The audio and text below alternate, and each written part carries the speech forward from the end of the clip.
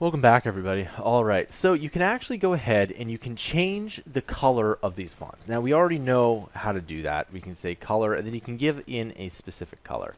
So in this case, we'll give it blue.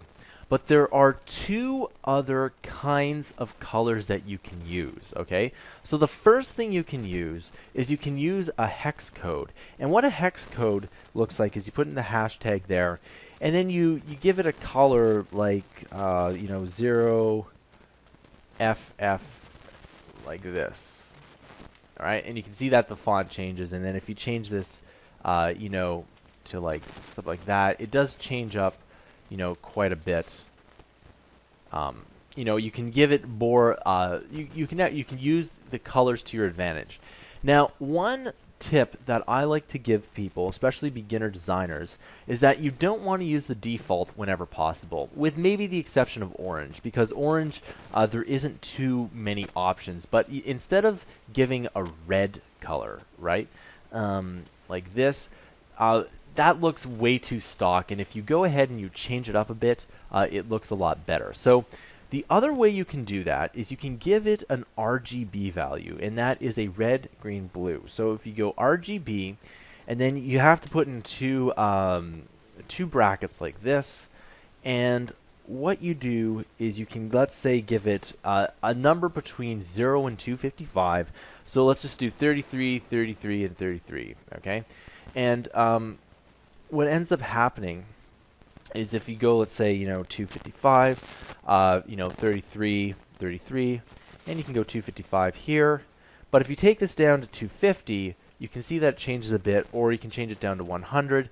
That changes a bit. And then if you give this up to, I don't know, let's say 100, you can see that it changes ever so slightly.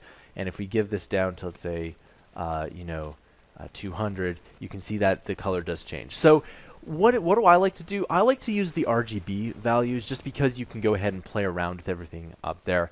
The hex values do work, but they're a little bit obscure.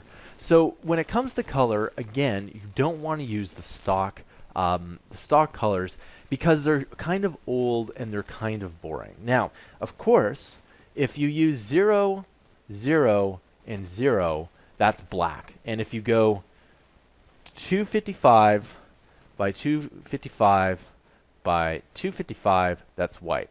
Now, whenever you're using black and white, again, another tip is to use an off-white or an off-black, meaning that if you change this down to, let's say, 240 a piece, right? 240, 240, and you might not be able to see this, but it is, in fact, not white. So you can kind of see it's a gray there, okay? And actually, let's just to highlight this, background color, and I'm going to go gray, okay? And both spellings of gray are work. So you can see that this here is an off-white. It's not exactly a white. And if I go back to 255,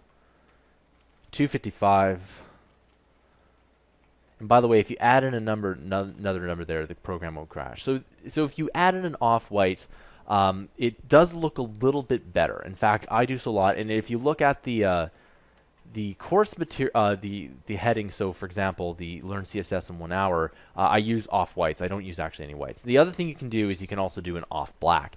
Now, again, it doesn't need to be far off black, but this is probably one of the best tips that I was ever taught.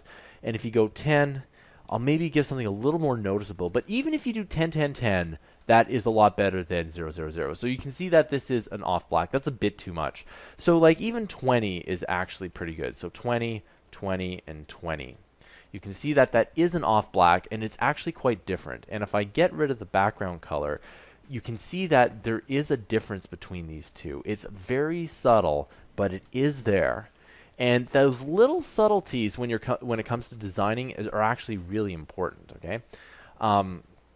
Okay, so even if you wanted to do 50, 50, and 50, all right, you can see that that's even more gray.